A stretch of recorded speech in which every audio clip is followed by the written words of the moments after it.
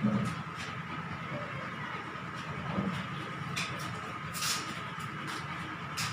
Dear student, आज हम लोग काइनेमेटिक्स पढ़ेंगे। क्लास 11 का बहुत ही इम्पोर्टेंट चैप्टर है ये, और देखा जाए तो ये पूरे फिजिक्स का बेस है। ये समझ में आ रहा है, पूरे फिजिक्स का बेस है। ठीक है, तो हम लोग अच्छे लेवल से पढ़ेंगे इसको। सबसे पहले समझेंगे काइनेमेटिक्स का मतलब क्या होता है।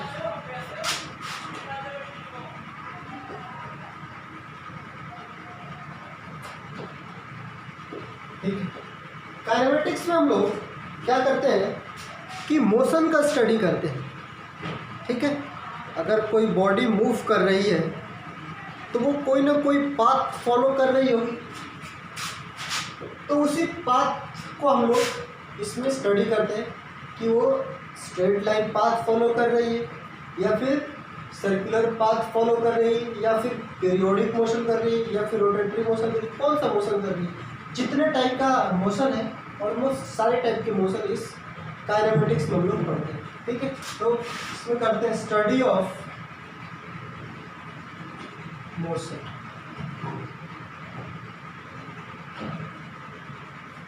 Study of motion. अब जो काइनेमेटिक्स में पढ़ेंगे हम लोग, मोशन इन 1D पढ़ेंगे और मोशन इन 2D पढ़ेंगे। मोशन इन 1D का मतलब मोशन इन 1D मतलब 1 डायमेंशनल मोशन। ठीक है,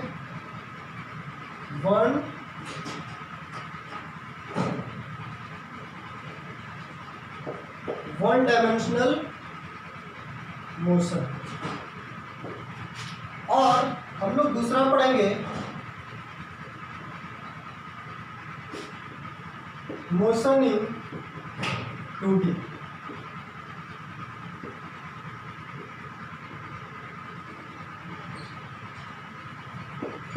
2 dimensional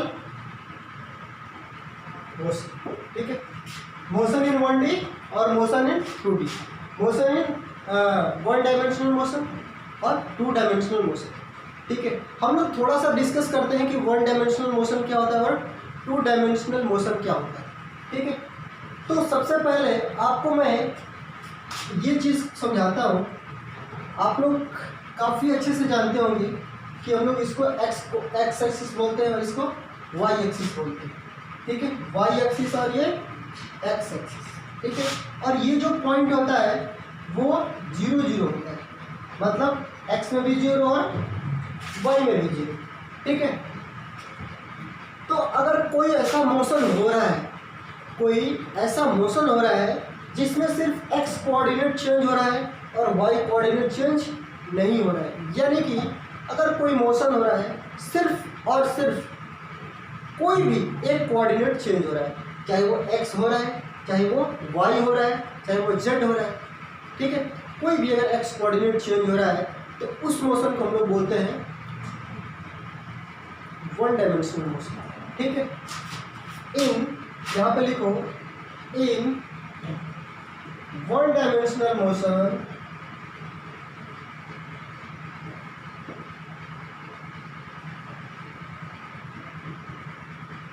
only 1 coordinate, only 1 coordinate changes। ठीक है, अब कोई ऐसा मोशन हो रहा है, जैसे सपोज करो ये यहाँ पे एक लड़का है। ठीक है, और ये दौड़ रहा है। ठीक है, ये दौड़ रहा है इस ट्रैक पे, तो ये सिर्फ और सिर्फ आगे की तरफ जा रहा है ना, ऊपर की तरफ थोड़ी ना जा रहा है। तो इसके चलने से क्या हो रहा है, सिर्फ एक्स कोऑर्डिनेट चल रहा है। पहले इनिशियली वो यहाँ पे है, कुछ देर बाद यहाँ पहुँचेगा, कुछ देर बाद यहाँ पहुँचे, कुछ देर बाद यहाँ पे पहुँचेगा। इस तरह से ये एक्स एक्सिस पाथ फॉलो करते हुए आगे बढ़ता जाएगा। ठीक है, अगर ये कुछ ऐसा मोशन है कि हमने इस पार्टिकल यहाँ से एक पार्टिकल को थ्रो कर दिया ऐसे और ये इस तरह से जा रहा है। तो यहाँ पे है, यहाँ पे अगर इस पॉइंट पे बात करें तो x पे यहाँ मिलेगा और y पे यहाँ मिलेगा। इस पॉइंट की बात करें तो x पे यहाँ मिलेगा और y पे यहाँ मिलेगा। मतलब इसका जब मोमेंट हो रहा है तो इसके मोमेंट से x एक्सिस भी चेंज हो रहा है और y एक्सिस भी चेंज हो रहा है। तो इस टाइप के मोशन को हम लोग बोलते हैं टू डायमेंशनल मोशन। तो मुझे उम्मीद है कि आप लोग ये जान गए होंगे कि वन डायमेंशनल मोशन किसको बोलते हैं और टू डायमेंशनल मोशन किसको बोलते हैं। ठीक है, यहाँ पे लिख सकते हो आप, in two dimensional motion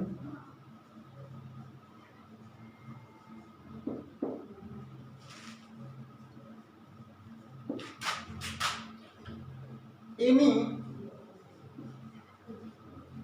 to coordinate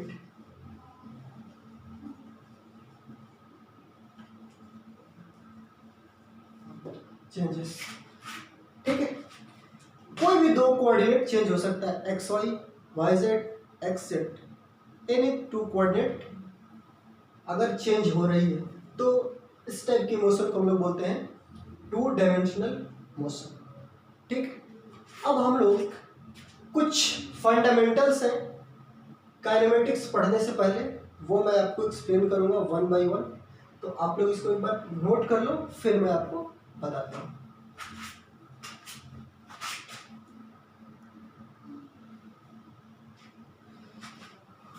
चलो, तो आपने इतना कुछ सीखा कि वन डायमेंशनल मोशन क्या होता है, टू डायमेंशनल मोशन क्या होता है।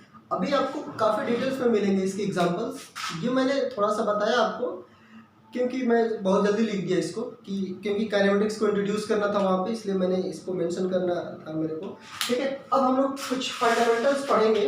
ठीक है, जो काइनेमेटिक्स का पार्ट होता है। फर्स्ट, सबसे पहले हम लोग पढ़ेंगे पोजीशन। सबसे पहले पढ़ेंगे पोजीशन, फिर पढ़ेंगे हम लोग डिस्प्लेसमेंट,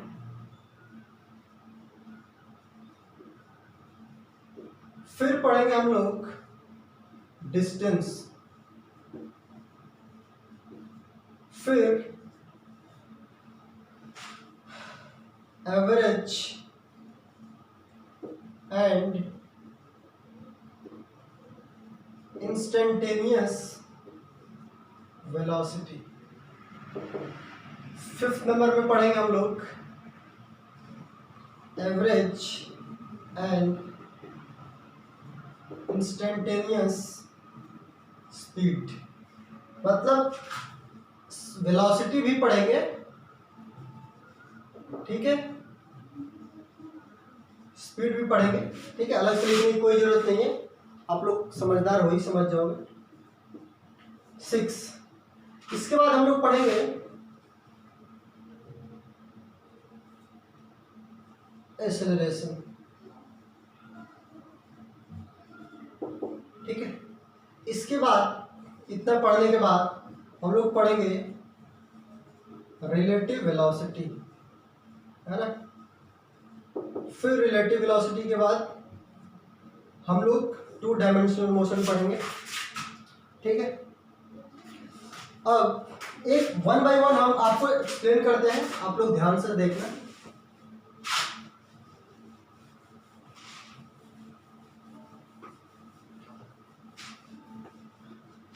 चलो, सबसे पहले पोजीशन देखते हैं, पोजीशन क्या होता है।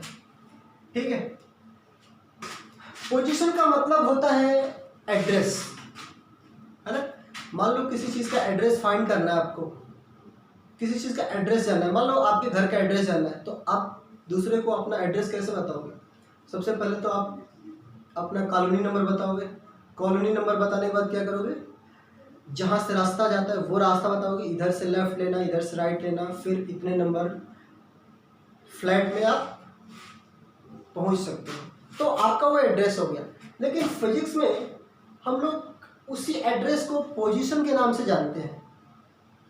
अगर कोई पार्टिकल मोशन कर रहा है या फिर कोई पार्टिकल कहीं पे अवेलेबल है, एग्जिस्ट कर रहा है, तो उस पॉइंट का हम लोग कैसे पोजीशन फाइंड करेंगे, उसको वहाँ तक कैसे हम लोग पहुँचेंगे, किस रास्ते से पहुँचेंगे, तो उसको हम लोग जानेंगे। आपको मैंने पहले बताया था कि ये कोऑर्डिनेट ले लो y और ये x, ठीक है। सपोज करो ये पॉइंट यहाँ पे है, यहाँ पे ये पॉइंट है और इस पॉइंट का नाम है P, ठीक है। तो अब आप इस पॉइंट P की पोजीशन कैसे फाइंड करोगे? तो आप सबसे पहले रेफरेंस पॉइंट लेना आपके लिए बहुत जरूरी है। तो आपने रेफरेंस पॉइंट कहाँ लिया?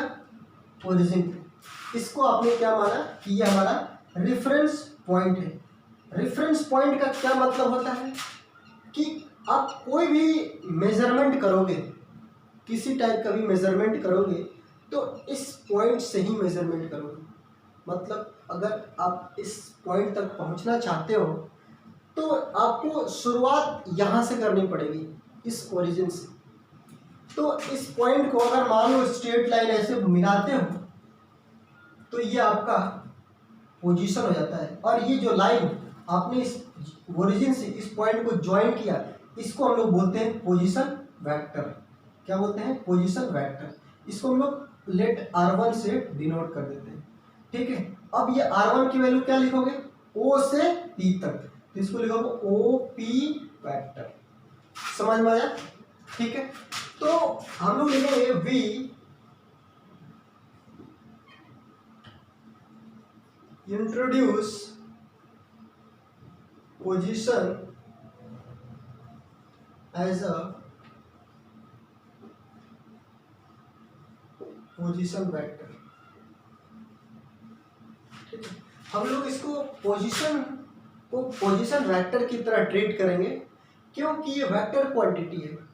ये डायरेक्शन, आपको पता है ना वेक्टर और स्केलर क्या होता है, आपने बहुत पढ़ा हुआ है यार वेक्टर और स्केलर। वेक्टर जब पढ़ोगे तो इसमें समझाया जाता है कि वेक्टर वो फिजिकल क्वांटिटी होता है जिसके पास डायरेक्शन, जिसको डिफाइन करने के लिए डायरेक्शन की आवश्यकता होती है, और स्केलर वो क्वांटिटी होता है जिसको डिफाइन करने के लिए डायरेक्शन कोई मायने नहीं रखता है, सिर्फ और सिर्फ मैग्नीट्यूड मायने रखता है। बट जब वेक्टर की बात करते हैं तो काफ़ी कॉम्प्लिकेटेड हो जाता है, उसमें डायरेक्शन भी आपको देखना पड़ता है, डायरेक्शन में देखना पड़ता है और मैग्नीट्यूड भी देखना पड़ता है।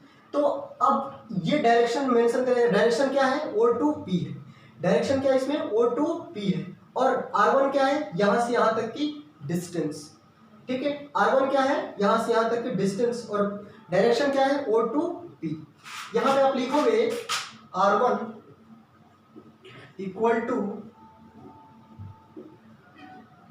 पोजीशन वेक्टर ऑफ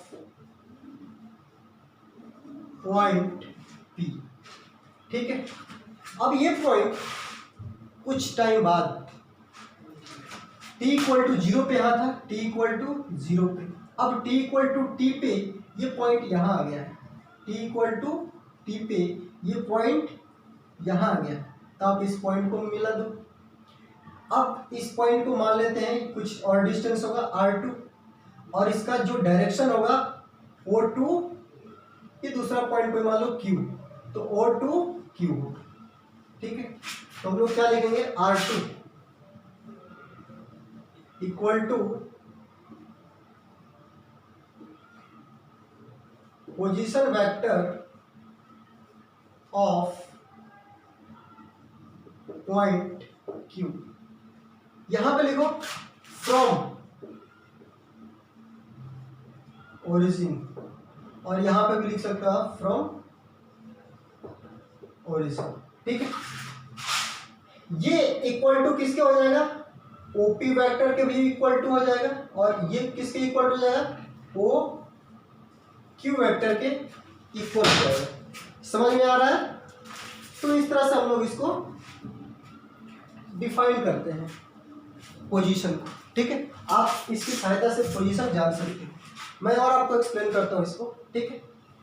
अब देखो, सपोज करो मान लो ये अल्फा एंगल पे, कहाँ से? ये एक्स एक्सिस से अल्फा एंगल पे है, ठीक है। तो अल्फा एंगल पे है, तो ये R1 को क्या लिख सकते हो? R1 equal to R1 cos alpha I cap plus R1 sine alpha J cap. क्यों लिखोगे इसको? क्योंकि जब ये अल्फा एंगल पे होगा तो ये वाला कोऑर्डिनेट क्या होता है, कॉस, और ये वाला कोऑर्डिनेट होता है साइन। तो R1 को हम लोग तोड़ रहे हैं, R1 के दो कंपोनेंट बनेंगे, एक x में बनेगा और एक y में बनेगा। तो x में कौन सा कोऑर्डिनेट बनेगा, कॉस वाला, मतलब R1 कॉस अल्फा, और y में कौन सा कंपोनेंट बनेगा, y वाला कंपोनेंट कौन सा बनेगा, साइन। तो क्या हो जाएगा R1 साइन अल्फा। ठीक है, अब इस कोऑर्डिनेट की बात, इस पोजीशन की बात करते हैं। ये अगर ये मान लो यहाँ से ये बीटा एंगल है, तो इसको क्या लिखोगे आप, R2 equal to R1 cos beta I cap plus R2 sine beta J cap. एक बात बताओ, ये आपका क्या है, ये मैग्नीट्यूड है, क्या है, मैग्नीट्यूड, और ये क्या है, डायरेक्शन। ठीक है, ये क्या है, ये मैग्नीट्यूड, और ये क्या है, डायरेक्शन। सिमिलरली इसमें भी यही चीज है, ये मैग्नीट्यूड R2 साइन बीटा, और ये भी क्या है, ये भी है, ये भी मैग्नीट्यूड है, और ये क्या है, डायरेक्शन। ठीक है, अब ये मैग्नीट्यूड का मतलब क्या होता है कि एक्स एक्सिस में ये आई कैप का डायरेक्शन होता है और ये जे कैप का डायरेक्शन होता है। एक्स को हम लोग आई कैप का डायरेक्शन मानते हैं और वाई को जे कैप का डायरेक्शन मानते हैं। तो जो ये मैग्नीट्यूड होगा वो एक्स में होगा मैग्नीट्यूड। अब जो भी मैग्नीट्यूड 2, 4, 8, 6, 9, 10 जो भी लेना है ये एक्स में मैग्नीट्यूड होगा। ठीक है, इसका काम खत्म। अब इसका मतलब जो वाई में आपने कोऑर्डिनेट लिया, ये जे डायरेक्शन दे रहा है, जे क्या कर रहा है, जे डायरेक्शन रिप्रेजेंट कर रहा है, मतलब जे को आप किस में मेजर करोगे, वाई में। तो वाई में कितना चलोगे, R2 साइन बीटा चलेंगे हम लोग। तो यहाँ से कुछ डिस्टेंस ये आपका मान लो ये हो गया और यहाँ से ये आपका ये हो गया। तो आप इसको क्या करोगे, यहाँ से यहाँ तक। तो मतलब ये कोऑर्डिनेट क्या होगा, ये R1 cos alpha I cap plus R1 sine alpha J cap, ये कोऑर्डिनेट बनेगा। समझ गए, मतलब आपको x में कितना चलना है, R1 cos अल्फा, और y में कितना चलना है, R1 साइन अल्फा। तो ये पॉइंट मिल जाएगा आपको। इसी तरह से इसका कोऑर्डिनेट क्या हो जाएगा, इसका कोऑर्डिनेट हो जाएगा R2 cos alpha I cap plus R2 sine alpha J cap. ठीक है, इस तरह से आप पोजीशन, किसी भी पॉइंट का पोजीशन ले सकते हो। जैसे एग्जांपल के लिए अगर बात करें कि आपको ये पॉइंट P बोला जाए कि 4,6 पे है, 4,6 पे है फ्रॉम ओरिजिन। अगर ये ओरिजिन नहीं देगा तो आप इस पॉइंट को फाइंड नहीं कर सकते। समझ गए ना। तो क्यों नहीं फाइंड कर सकते हो, क्योंकि आपने एड्रेस तो दे दिया बट आपने ये नहीं बताया कि कहाँ से इस एड्रेस को मेंशन करना है। तो आप ओरिजिन दिए तो इसका मतलब क्या दिए कि एक फिक्स्ड पॉइंट दे दिए। अब इस पॉइंट से आप क्या कह रहे हो कि 4,6 जाओगे, इतना ट्रैवल करोगे आप तो कहाँ पहुँचोगे, इस P पॉइंट पे पहुँचोगे। देखो अगर मान लो ये y एक्सिस और ये x एक्सिस, तो ये मान लो अगर ये 2, 4, ये 6 ऐसे है, ये भी 2 है इधर, 4 है इधर, 6 है। तो ये x होता है और ये y होता है, ये सबको पता है। तो x में कितना चलोगे आप, 4। तो हमने x में ये 4 गए, x में यहाँ से निकले और 4 तक पहुँच गए। 4 के बाद ऊपर कितना जाना है, y में कितना जाना है, 6। तो यहाँ से क्या किया हम, 6 गए। तो हमारा पॉइंट P कहाँ मिलेगा, यहाँ मिलेगा पॉइंट। तो इस पॉइंट का ये जो इंटरसेक्शन पॉइंट है, इस पॉइंट P का क्या है, ये एड्रेस। ये क्या है, इसका एड्रेस मतलब पोजीशन। ठीक है ना। तो इस तरह से किसी भी पॉइंट का हम लोग पोजीशन मेजर करते हैं। फिर आपको मैं डिस्प्लेसमेंट एक्सप्लेन करने जा रहा हूँ, तो इस पॉइंट को अच्छे से नोट करो, फिर मैं आपको डिस्प्लेसमेंट एक्सप्लेन करता हूँ।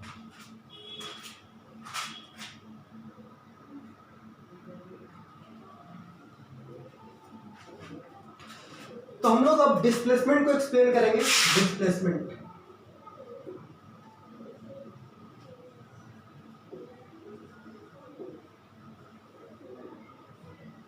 ठीक है। डिस्प्लेसमेंट का जो डेफिनेशन होता है वो काफी इजी होता है।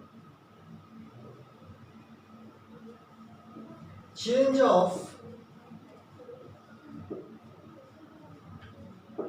Position vector, change of position vector is called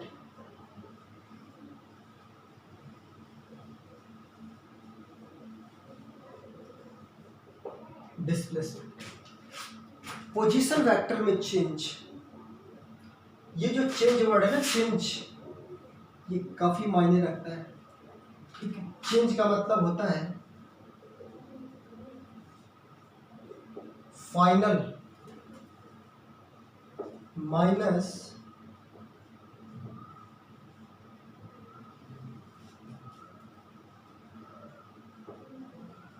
initial, final minus initial.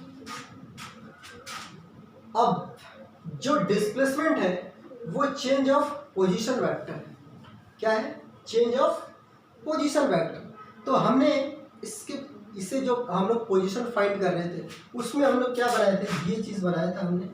ये हमारा वाई एक्सिस था और ये हमारा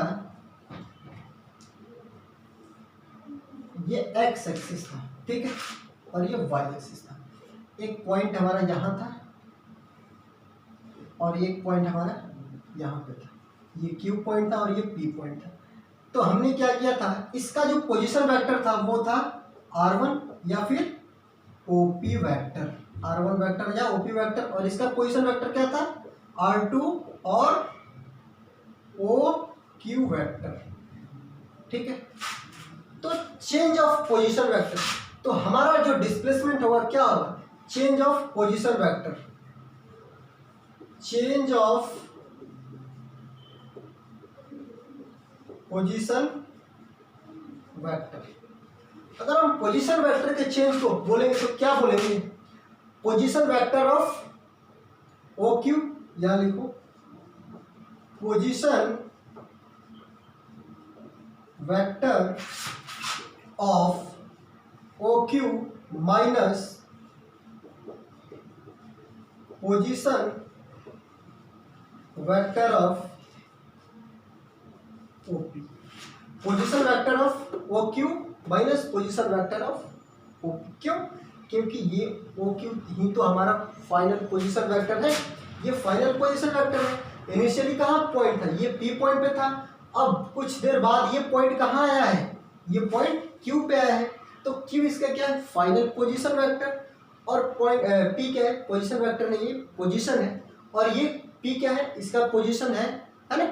तो ये R2 क्या है, position vector of point Q, और ये R1 क्या है, position vector of point P। तो final position vector minus initial position vector, तो फाइनल पोजीशन वेक्टर क्या है आपका R2 और इनिशियल पोजीशन वेक्टर क्या है R1। तो R2 माइनस R1 ये क्या आ जाएगा आपका डिस्प्लेसमेंट।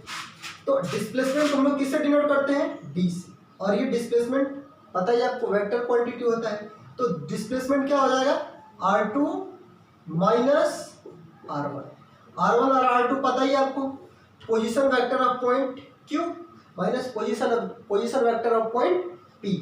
तो ये क्या है, ये एक्चुअली में क्या है, चेंज इन पोजीशन वेक्टर है।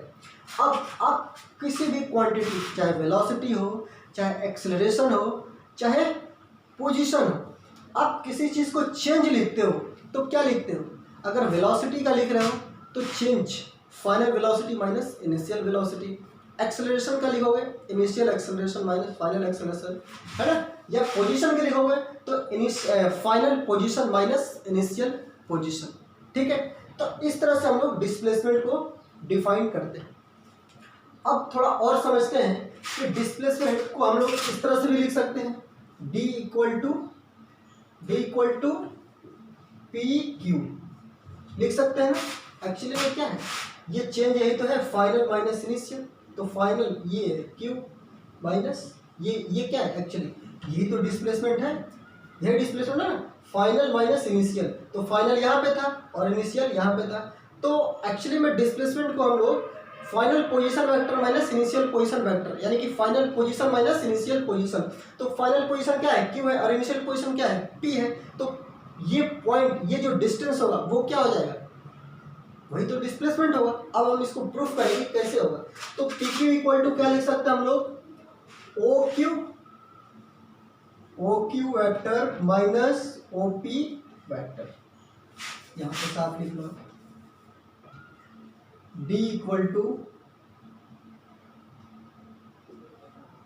P Q equal to O Q minus O P, ठीक है।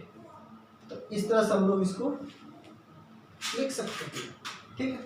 अब इस चीज़ को थोड़ा सा और समझेंगे हम लोग कि कैसे इसको किया हमने, ठीक है। देखो इस ग्राफ के नीचे यहाँ मैं बनाता हूँ, चलो देखो, अगर आप इस पोजीशन को सेपरेटली एनालिसिस करें तो क्या लिखेंगे हम लोग, ये हमारा हो जाएगा, ये O है और ये Q है, ये देखो ये टेल होता है, हेड होता है, ये सब तो वेक्टर में आप लोग जानते होंगे, ठीक है। अब हमें क्या करना है, इस OQ में से OP को माइनस करना है, और जब OQ में से OP को माइनस करेंगे वही हमारा क्या होगा, डिस्प्लेसमेंट। मतलब इस पॉइंट में से इस पॉइंट को माइनस करना है, ठीक है। तो आपको पता होगा जो वेक्टर होता है ना, वेक्टर, इसमें सब्ट्रैक्शन होता ही नहीं, एक्चुअली वो एडिशन ही होता है, समझ गए ना। वेक्टर में सब्ट्रैक्शन है ही नहीं, जब आप एडिशन करते हो वही आपका सब्ट्रैक्शन होता है। कैसे होता है, देखो आप पी क्यू वैक्टर को लिखा आपने, ठीक है, और पी क्यू वैक्टर क्या हो जाएगा, O Q vector plus minus O P vector. अब आप जब प्लस माइनस ओ पी को ऐड करते हो इस ओ क्यू के साथ, तो आपका रिजल्ट ऐसा देता है जैसा कि आप सब्ट्रैक्ट कर रहे हो। एक्चुअली में आप सब्ट्रैक्ट नहीं कर रहे हो, एक्चुअली में आप क्या कर रहे हो, ऐड कर रहे हो। किसको, माइनस ओ पी वैक्टर को। ये माइनस साइन क्या इंडिकेट करता है, माइनस साइन ये इंडिकेट करता है कि जो आप डायरेक्शन ले रहे हो ओ टू पी, अगर ओ से लेकर के पी तक इसका डायरेक्शन ले रहे हो तो पॉजिटिव लिख रहे हो, लेकिन अगर ये डायरेक्शन चेंज कर दोगे, पी से ओ करोगे तो क्या हो जाएगा, ये माइनस का ओपी वेक्टर बन जाएगा, ठीक है। तो एक्चुअली में आप क्या कर रहे हो, माइनस ओपी को ऐड कर रहे हो किसके साथ, ओपी के साथ।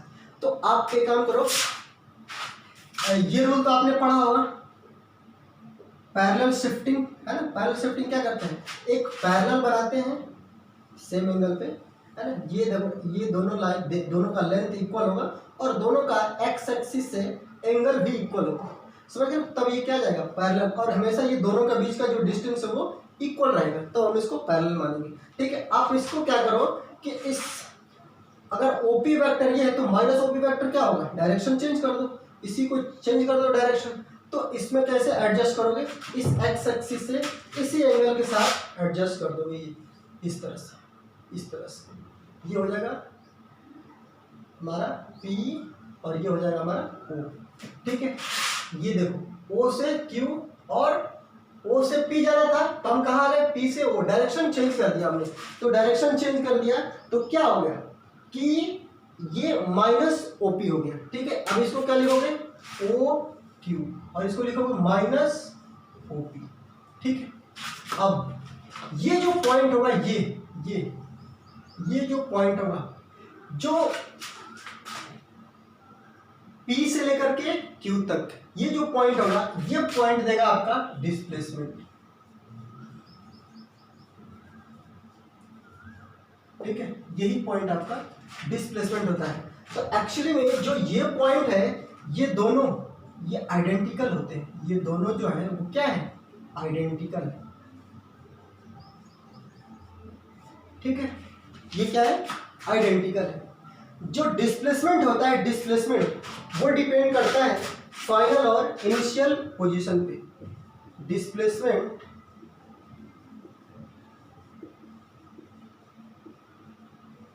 डिपेंड्स ऑन फाइनल एंड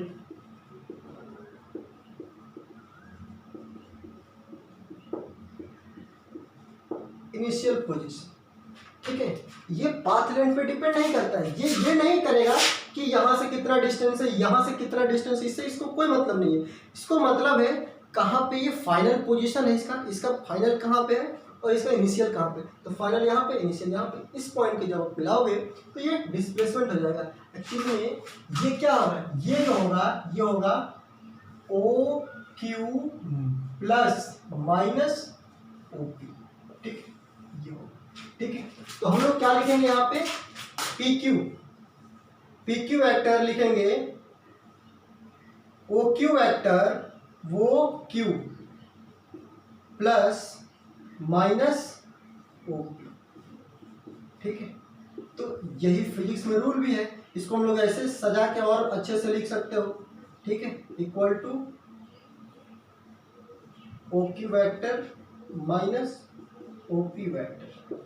ठीक है, अगर मान लो आप वेक्टर में आप ए बी वेक्टर लिखते हो तो क्या लिखते हो, ए बी वेक्टर लिखते हो ओ बी वेक्टर माइनस ओ ए वेक्टर। इसी तरह से पी क्यू वेक्टर क्या लिखोगे, फाइनल माइनस इनिशियल। तो आपने क्या किया कि माइनस ओ पी को इसमें ऐड कर दिया। अब ये जो होगा पी क्यू, ये पी क्यू क्या दे देगा, आपका डिस्प्लेसमेंट दे देगा।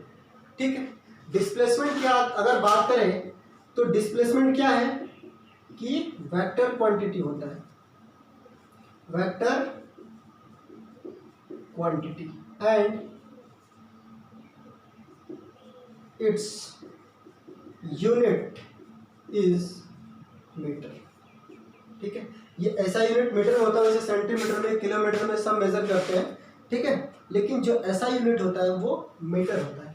ठीक है, तो आप इसको अच्छे से नोट करो, फिर मैं आपको आगे की चीज समझाता हूँ।